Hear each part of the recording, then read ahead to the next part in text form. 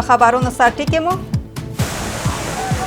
د ملي بودیجې په اړه د طالبانو پټې پرېکړې 4 کاله کېږي چې د عادي او پراختیايي بودیجې په اړه هیڅ ډول جزییات نه دي خپاره شوي د امو یو راپور ښودلی دی چې هیبت الله د طالبانو مالي ځواک له کابل څخه کندهار ته لیږولی دی طالبانو چین او پاکستان 3 اړخیزه ناسته سرچینې چین سبا ورځې په ناسته کې د امیرخان متقي له ګډون څخه خبر ورکوي خو طالبانو تر اوسه په رسمي توګه څه نه دي ویلي بسیار جای خوشحالی است که در اقتصاد خانواده کمک میکنه د کابل په بازارونو کې د ښځینه تابو ماتېدل ښځینه پلورونکي د دوی کار د لوی بدلون لپاره یو کوچنی ګام دی او د غزې د بمباریو په سوري کې انساني مرستې اسرائیلو په داسې حال کې چې د بریدونو شدت موندلی دی یوازې په محدود ډول غزې ته د مرستو رسولو اجازه ورکړې سلام وخت مو په خیر نن دوشنبې 29 د غویي چې برابریږي 19 د مې اوس هم بشپړه خبرونه زه سادیه طاهر یم په کندهار کې د طالبانو مشر لخوا د مالي برخې له بشپړه کنټرول سره هممهاله دوی د 4 پرلپسې کال لپاره د ملي بودیجې د ټولو له نظره پټه ساتلې ده د طالبانو تر ادارې لاندې د مالیې وزارت د رسمي پاڼې په اړه د امو څېړنې ښیي چې له نږدې 2 میاشتو په تېرېدو سره دغه وزارت د افغانستان د عادي او پراختیا بودیجې په اړه حتی لږ معلومات هم نه دي خپاره کړي خو له بلې خوا که څه هم د بودیجې جزییات لا هم روښانه نه دي د طالبانو تر ادارې لاندې د ملي تدارکاتو کمیسیون چې غونډه یې د طالبانو د رئیس الوزرا اقتصادي مرستیال عبدالغني برادر په مشرۍ ترسره کیږي یوازې په غویي میاشت کې 25 لوی پراختیايي پروژې تصویب کړي دي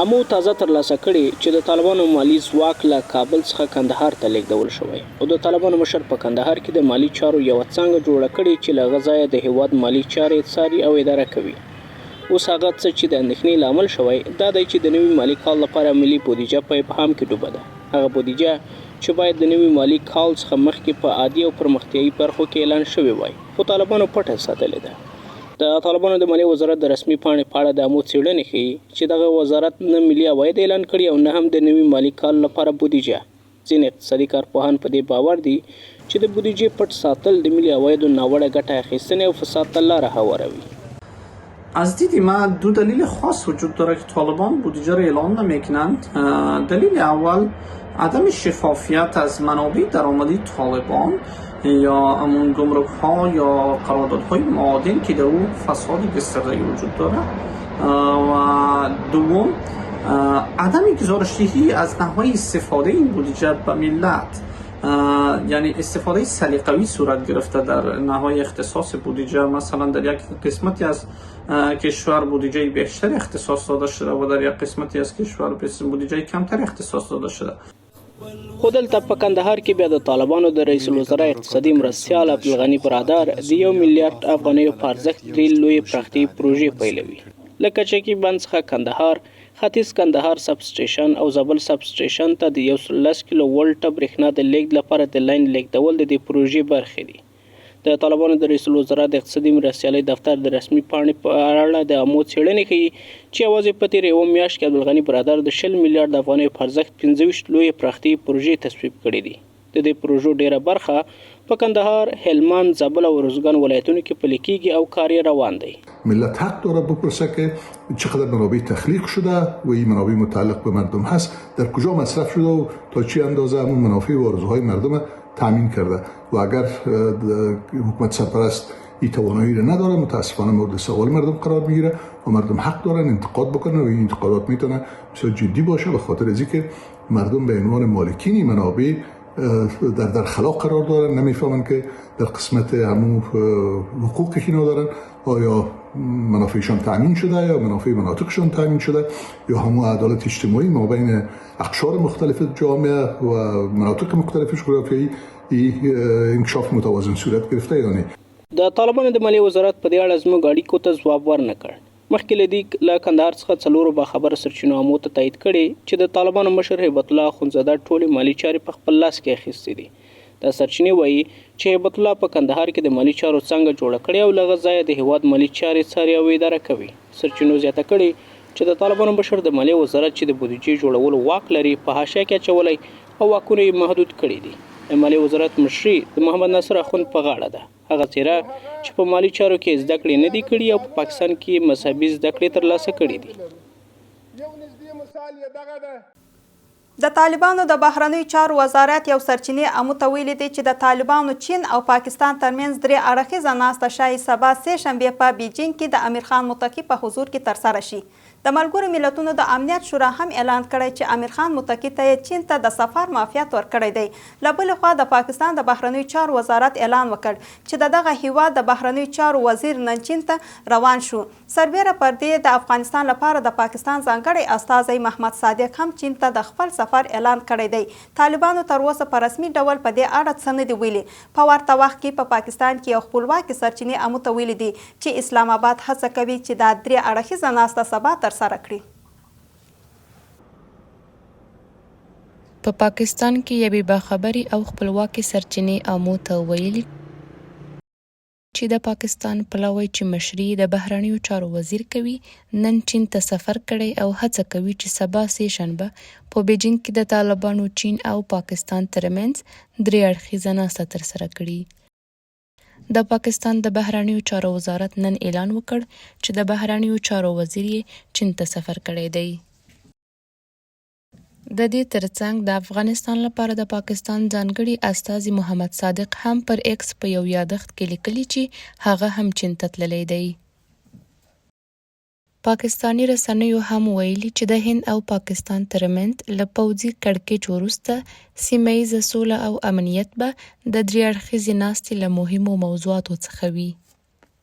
طالبانو تر اوسه په دې اړه رسمي غبرګون نه دی ښودلی، خو د طالبانو د بهرنیو چارو وزارت یوې سرچینې امو ته ویلي چې د طالبانو چین او پاکستان ترمنځ 3 اړخیزه ناسته ښایي سبا سه شنبه په بیجینګ کې د طالبانو د بهرنیو چارو وزارت سرپرست امیرخان متقي پشتون کې ترسره شي. سرچینې د دې ناستې او چین ته د متقي د سفر دقیق وخت په اړه جزییات نه دي ورکړي. د فورم کې هر اړخیز موضوعاتو باندې بحث کیږي او داسې احتمال شته که دا غونډه په بیجینګ کې جوړیږي نو هم دغه معلومات وي او امنیتي او د ترهګرۍ پر ضد باندې همکاري دا به په اجنډا باندې زما نظر دا چې ټولو نه مهم موضوع وي. په ورته مهال د ملګرو ملتونو امنیت شورا په یو خبرپاڼه کې لیکلي چې امیرخان متقي ته چین ته د سفر معافیت ورکړی دی. شاوخوا 10 ورځې وړاندې د غویی په شلمه د چین او پاکستان سفیرانو په کابل کې د طالبانو د بهرنیو چارو وزارت سرپرست امیرخان متقي سره 3 اړخیزه ناسته وکړه. 13 ورځ یکشنبه د طالبانو تر ادارې لاندې ارګ د چین د سفیر او د طالبانو د رئیس الوزرا د اداري مرستیال ترمنځ د لیدنې خبر ورکړی وو.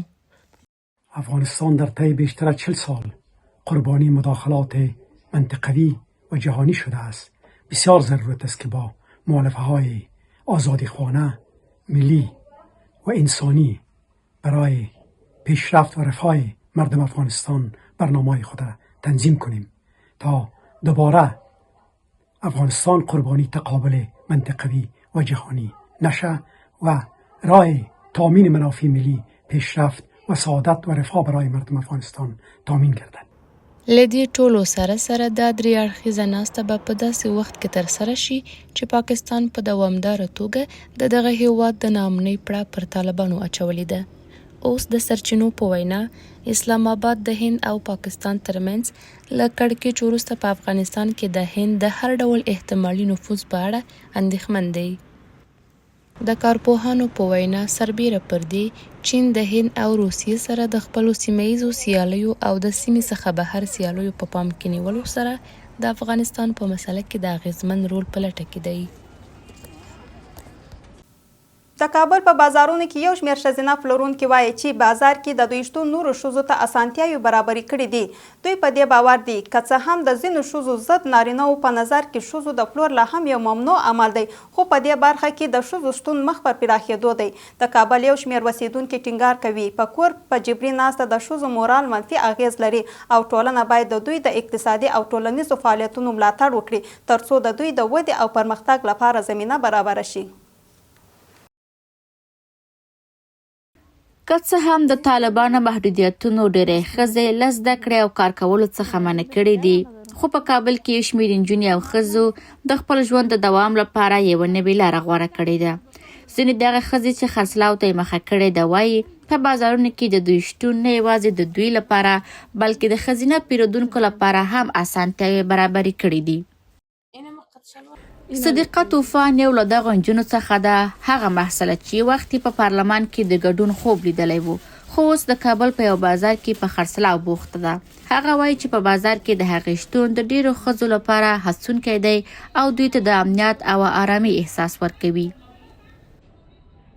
در قسمت کاروبار خانم هایی که شاغل هستن و خانم هایی که کار میکنن میان از ما کار میبرن و این بسیار جای خوشحالی است که در اقتصاد خانواده کمک میکنه و برای ما یک شهری را آماده میکنه. ما برایشان کرایه میدیم و اونا برده با دوش مردان در خانواده خوب کمک میکنه. این بسیار خوب هست. و دوم خانومی که میخواد لباس برای از ما سفارش میده یا لباس آماده میکنه، ما میتونیم خیلی راحت اندازه قد اندامش بگیریم و لباسش اندازه و دمو سلیقه خودش خیاطی بکنیم و بسیار راحت کار بین خود حل بکنیم و پیش ببریم. صدیقه یوازې نه ده، لسګونه نورې ښځې د خپلواکه پاتې کېدو او د ژوند اړتیاو د پوره کولو لپاره له ورځنیو ستونزو سره مبارزه کوي. فروشاش هم خیلی خوبه، کار خانمام در جریان خیلی خوبه. دیگه گذشته از او خوبیش اینجاست که کل خانم‌ها مشکلش خودش حل میشه بین مردم. مثلا سر کار است از سوپر یا لیدمی مارکت از ما خودت میبینی خیلی دکانداری خانم‌ها زیاد شده. زمانی که ما کار میکردم تقریبا 6 سال پیش فقط 2 خانم کار میکرد خود کابل که ما در جریان بودم. شاید کچه رسالت هم خیلی معروف است. در اون 2 دکان بود. یک خانم نمونج دکان داشت، پس کم کم شروع کردیم. اول دفعه به خانه خیاطی میکردم، بعد از خیاطی تصمیم گرفتیم دکان بگیرم. یک از خانمایی که در فروشگاه لباس‌های هزارگی فعالیت می‌کنم. دوستان عزیز از اینجا معلوم هستن که روز اول که ما یک کار شروع کردم یک کم رنگتر بود و مردم دید خوب زیادتر نداشتن درباره از این کاری که خانم‌ها کار می‌کنن. کم کم فعلا خوب شده. بازار دخترای زیادتر و خانم‌های زیادتر که در پالیس خود فعالیت می‌کنن واقعا جای خوشحالی است و خیلی مردم راحت است. خانم‌ها و دخترها که خرید فروش خیلی خوب مونه، یعنی با خیال راحت. په ورته وخت کې د کابل شمېر اوسیدونکي وایي چې په ټولنیز او اقتصادي برخو کې د ښځو محرومول نه جبرانېدونکي رواني او ټولنیزې پایلې لري او دوی ټینګار کوي چې په ټولنه کې باید د ښځو د رول ملاتړ وشي. ما و شما باید از دختر خانم‌های افغانستان حمایت کنیم، چون واقعا شرایط سخته. دیگه یک جور حمایت کنیم که هم از لحاظ اقتصادی و هم از لحاظ روحیه و اینا مثلا خوب شونه. و مثلا دخترها که در خانه بمانه خب معمولا آسیب میبینه و روحیش خورد میشه. باید ما و شما از اینا باید واقعا حمایت کنیم که اینا رشد کنه. دیگه تحصیل که در افغانستان بند شده، دیگه همین کارم مانده که همین کارم یک وقت از اینا مثلا نگیره. په داسې حال کې چې په کاري چاپیریال کې د ښځو شتون لا هم له جدي ننګونو سره مخ دی، خو دا نجونې هڅه کوي چې په بازار کې خپله ونډه وساتي او نورو ته هم لاره هواره کړي.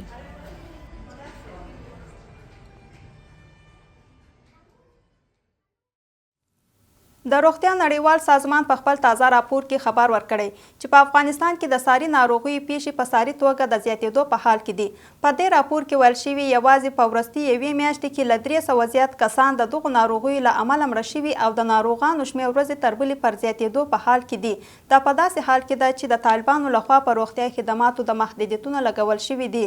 د امریکا له لوري د روغتیا برخې کې مرستې بندې شوي او همداراز افغانستان له ګاونډي هیوادو څخه پراخه شمېر ګاونډي بیرته راستنیږي. ورته مهال د هیواد په لیرو پرتو سیمو کې یو شمېر ښځې هیواد ته د روغتیايي خدماتو د نشتوالي له امله نیوکې کوي او وایي ورځ تر بلې روغتیايي خدماتو لاسرسي ستونزمن کیږي او له درملنې اساسي امکانات شتون نه لري.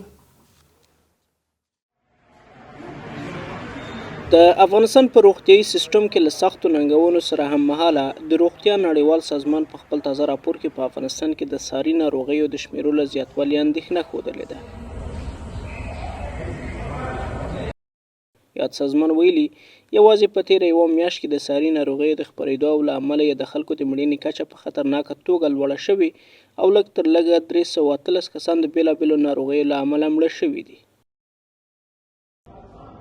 د روغتیا نړیوال سازمان وایي دا وضعیت یوازې د موسمي بدلون له امله نه دی بلکې له ایران او پاکستان څخه د پراخو کډوالو بیرته راستنېدو دا وضعیت لا پسې خراب کړی دی.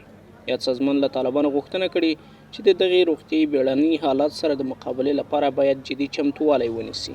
خو له ناروغیو سره هممهاله د طالبانو له لوري پر ښځو د درملنې محدودیتونه په ځانګړي توګه د ښځینه ډاکټرانو نشتون د افغانستان په لرې پرتو سیمو کې د ښځو او ماشومانو ژوند له سخت خطر سره مخ کړی دی. ښځې نشي کولی پرته له نارینه محرم څخه روغتیایي مرکزونو ته لاړې شي او همداراز د دوی لپاره د طب زده کړې بندې دي چې دا وضعیت د میندو او نویو زیږېدلو ماشومانو د مړینې کچه خورا لوړه کړې ده. په ورته وخت کې ملګرو ملتونو څو ورځې وړاندې ویلي ول چې د امریکا د بشري مرستو بندېدل یا کمېدل د افغانستان لپاره د میلیونونو وګړو لپاره د مړینې د حکم معنا لري. د دوی په وینا په تېرو څو میاشتو کې 400 روغتیایي مرکزونه تړل شوي او له 3 میلیونو زیات وګړي چې ډیری یې ښځې او ماشومان دي له لومړنیو روغتیایي خدماتو بې برخې پاتې شوي دي.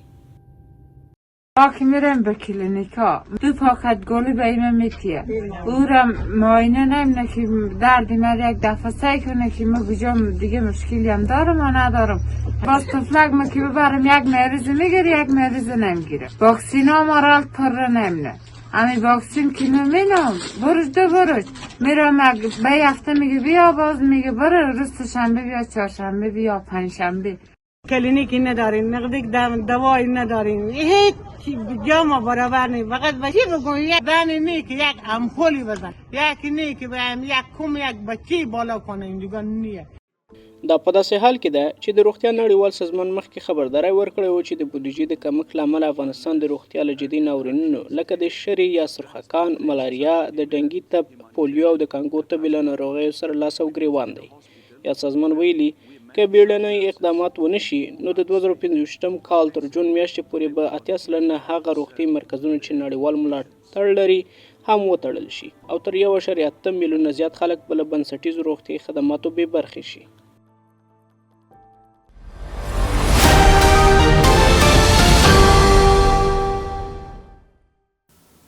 اوسم سولانت اقتصادي خبرونه. د طالبانو د مالي وزارت وایي چې نړیوال بانک چمتو شوی څو خپل پورونه پرې کړي. دغه وزارت زیاتوي چې نړیوال بانک له قراردادي شرکتونو څخه 50 میلیونه ډالر پور وړی دی او تمه ده چې دغه پیسې په څلورو پړاوونو کې ورکول شي. د طالبانو د مالي وزارت وایي د پور د ورکړې لومړی پړاو نن پیلیږي او دغه پیسې به قراردادي شرکتونو ته په مستقیمه توګه ورکول شي. خبرپاڼه زیاتوي چې په پاتې 3 پړاوونو کې به د قراردادي شرکتونو پیسې د مالي وزارت لارې ورکول شي. د ملګري ملتونو پراختیايي اداره وایي چې د کار په بدل کې د نغدو پیسو د پروژې له لارې یو شمېر بیرته راستانه شوي کډوالو ته موقتي عاید برابر کړي دي. دغه اداره زیاتوي چې یوازې په ننګرهار ولایت کې نږدې 200,000 کسان له پاکستان راستانه شوي او دا مهال د خپل ژوند د چارو د تنظیم هڅه کوي. دغه اداره همدارس ویلي چې دا مهال راستانه شوي کډوالو سره د لمریزې برېښنا په برخه کې مرسته شوي او د دوی کورونه روښانه شوي دي. د طالبانو د قانون او پټرولیم وزارت د سرپرست هدایت الله بدری په مشرۍ یو پلاوی ایران ته سفر کړی دی. د طالبانو د قانون او پټرولیم وزارت په ټولنیز رسنیو کې ویلي دي چې د بدری او د هغه د پلاوی د سفر موخه په ایران کې د منرالونو د متخصصینو او څېړونکو په 2م نړیوال کنفرانس کې ګډون کړی دی. دغه وزارت زیاتوي چې د قانون سرپرست وزیر به له ایراني شرکتونو او پانګوالو سره د افغانستان د قانونو د پانګونې په اړه خبرې هم وکړي.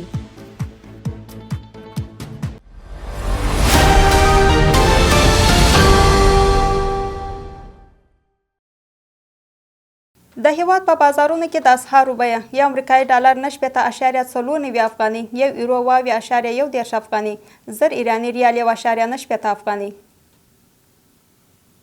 1000 هندي روپۍ 215 افغاني، یو د اماراتو درهم 18.9 افغاني، 1000 پاکستاني روپۍ 219 افغاني.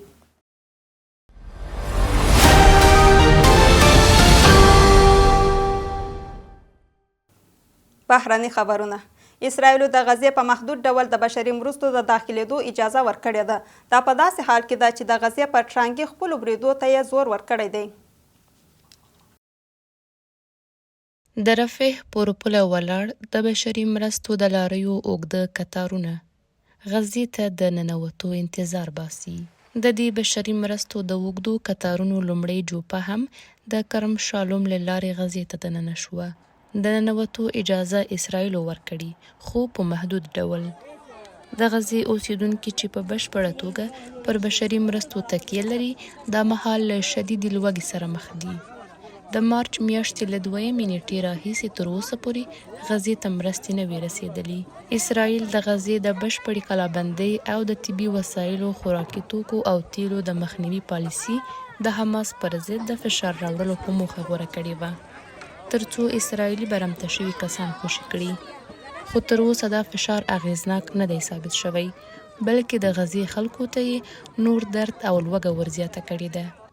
شاوخوا یوه اونۍ وړاندې حماس یو اسرائیلي امریکایي وګړی خوشي کړ او ادعا یې وکړه چې واشنګټن دوی ته ژمنه ورکړې وه چې په بدل کې به بشري مرستې غزې ته ورسیږي.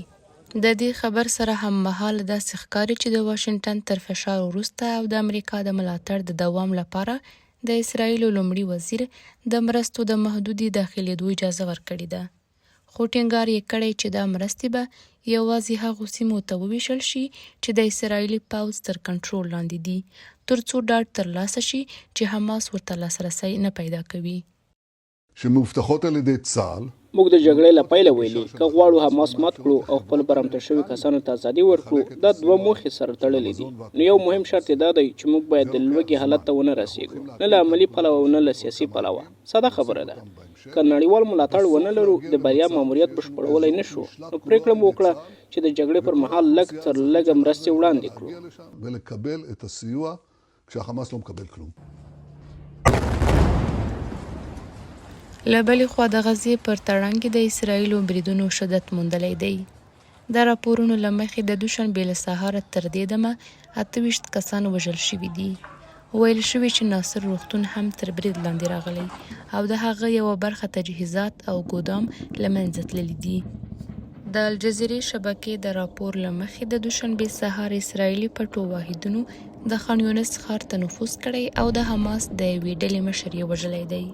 راپور زیاتوي اسرائیلي ځواکونه په ملکي جامو کې او د بې ځایه شویو په توګه تر پیژندنې وروسته دغه عملیات ترسره کړي چې په پایله کې د حماس د صلاح الدین غونډ مشر وژلی دی او تر دې دمه نه اسرائیلو او نه هم حماس د دې پیښې په اړه څه ویلي دي. د پاکستان د بلوچستان ایالات په کاله عبدالله ولسوالۍ کې د یو موټر بم چاودنې له امله لږ تر لږه 4 تنه وژل شوي او 10 تنه نور ټپیان شوي دي. پاکستاني چارواکو رسنیو ته ویلي دي چې چاودونکي توکي په یو موټر کې ځای پر ځای شوي وه او تېره شپه د ولسوالۍ په یو بازار کې وچاودېدل. د راپورونو له مخې دغه چاودېدونکي پاکستاني ځواکونو د یو اډې مخته شوې ده.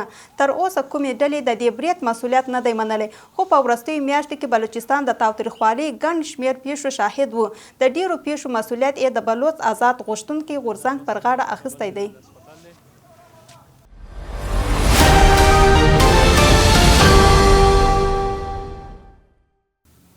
د لوبو نړۍ. د افغانستان د 19 کلنو فوټبال ملي لوبډله د 2025 کال کافه اتلولۍ کې د ګډون لپاره چمتووالی نیسي. د هیواد د ملي لوبډلې تمریناتي غونډې لا هم روانې دي. د مرکزي اسیا د 19 کلونو څخه کم عمره فوټبال اتلولۍ به د مې په 24مه د ازبکستان په کوربه‌توب په تاشکند کې پیل شي. د افغانستان د والیبال غوره لیګ سیالۍ د دوشنبې په ورځ د 2 لوبو سره دوام وکړ. په لومړۍ لوبه کې د نګین هریوه او قابابه لوبډلې او په دویمه لوبه کې ستاره او افغان ملي لوبډلې له یو بل سره مخامخ شوې. د افغانستان د والیبال غوره لیګ د یکشنبې په ورځ به په کابل کې د 10 لوبډلو په ګډون سره پیل شوې او د غبرګولې تر شلمه پورې به دوام وکړي. په لومړۍ لوبه کې د طلوع والیبال لوبډلې پامیر لوبډلې ته د 3-0 په توپیر ماتې ورکړه. په فاریاب کې د کوروش سیالۍ د 4 شپېته لوبغاړو ترمنځ ترسره شوې. د دې ولایت له ولسوالیو څخه ورزشکاران په میمنې ښار کې د یوې ورځې لپاره د 80 او 83 کیلوګرامه وزن په کټګورۍ کې د یو بل پر وړاندې سیالي وکړه. د دې سیالۍ په پای کې د اندخوی لوبغاړو لومړی مقام، د بلچراغ لوبغاړو دوهم مقام او د مرکز لوبغاړو دریم مقام خپل کړ. ګرانو لیدونکو، دا وه زموږ د نن شپې خبرونه او اوس تاسو ته بلنه درکو ترڅو د امو د تلویزیون د نورو خپرونکو لیدونکي پاتې شي. د کره او تازه خبرونو لپاره زموږ ویب سایټ امو TV ته ولاړ شئ او د امو په نوم زموږ ټولنیزې شبکې در سره وڅارئ. الله پامان.